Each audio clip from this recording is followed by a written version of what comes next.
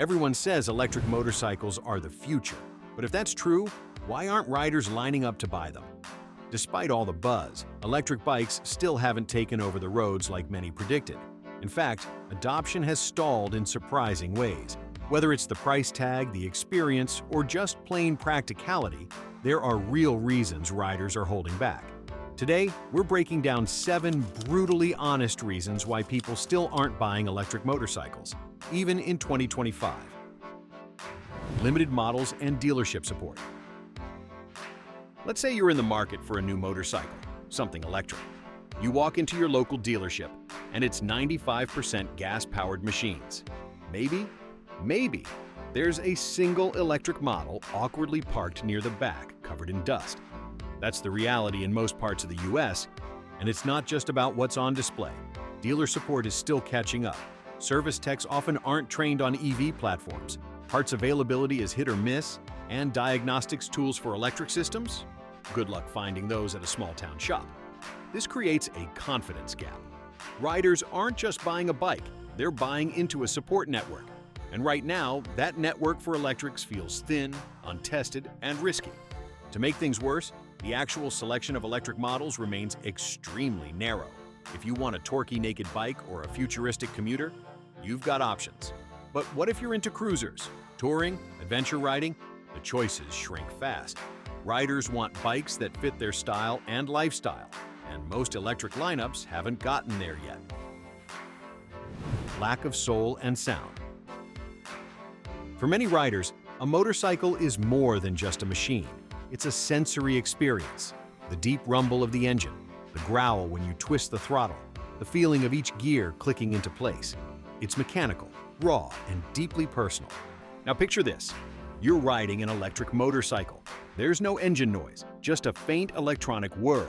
No shifting, no vibrations through the tank. It's smooth, almost too smooth. You're moving fast, but it feels sterile. More like gliding in a silent train than riding something alive. This isn't just nostalgia talking. Sound and feedback are part of what makes a motorcycle feel real. It's what gives riders goosebumps.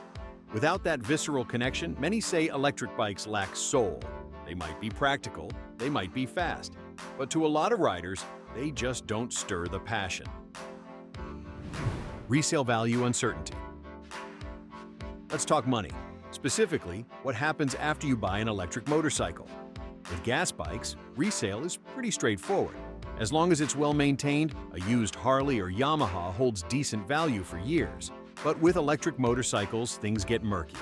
Why? Battery degradation is a big part of it. Just like phones or laptops, batteries age, and that can mean less range, slower charging, and a major drop in value. Then there's the rapid pace of EV tech. What you buy today might feel outdated in just a couple years. Riders worry that newer models will charge faster, go further, and cost less, leaving their bike obsolete and hard to sell. On top of that, there's no Kelly Blue Book-style confidence for electric motorcycles yet. Prices vary wildly on the secondhand market. Some people have even lost thousands trying to offload a used electric bike. And that kind of financial uncertainty? It's a major red flag for potential buyers. Lack of aftermarket and customization. For a huge part of the riding community, owning a motorcycle isn't just about transportation. It's about expression.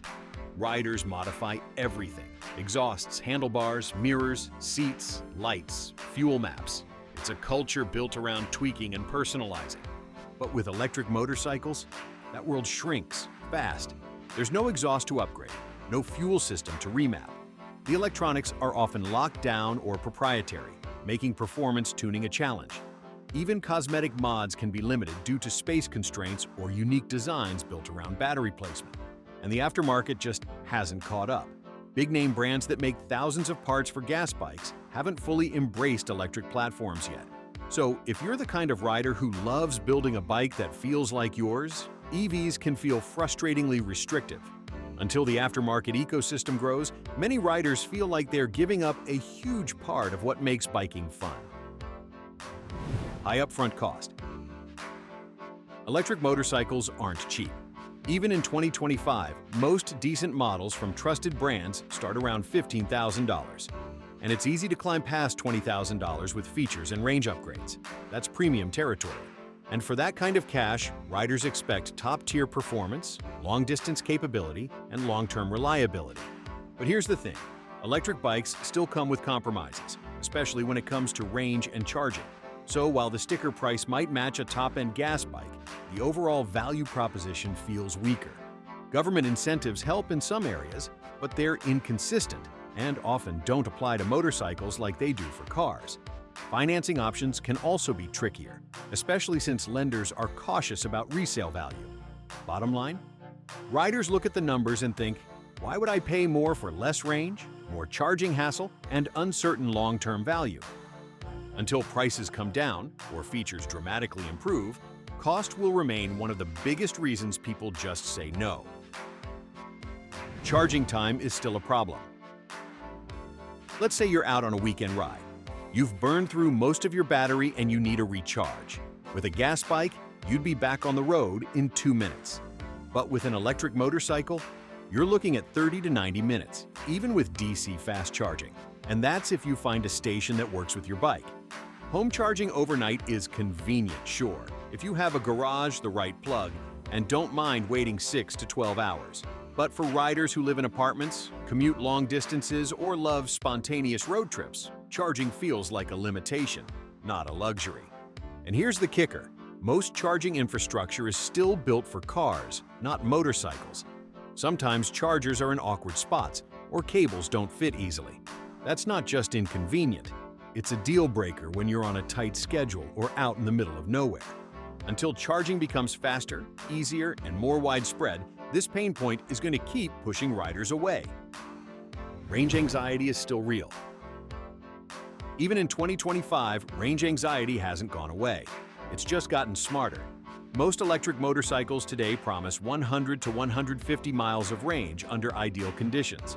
But in the real world, add in highway speeds, aggressive riding, wind resistance, or a passenger, and suddenly you're down to 70 to 90 miles, maybe even less.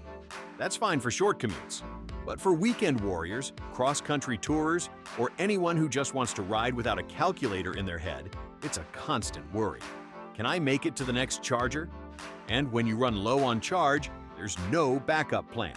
You can't just fill a gas can and bring it to your stranded bike. You're calling a flatbed tow truck. That risk, even if it's rare, is enough to make many riders stick with what they know: gasoline and freedom. Until electric bikes can truly compete on range without compromise, they'll continue to be seen as niche. Fun for some, but not a true replacement for the gas bikes we trust. So there you have it. 7 honest reasons why electric motorcycles still haven't taken over the road. It's not that riders hate the idea of electric, it's that the tech just isn't quite there yet for most of us. Whether it's the price, the range, the soul, or the support network, something always seems to get in the way. But make no mistake, the future is coming. Brands are improving, batteries are evolving, and someday, one of these electric bikes might just change everything.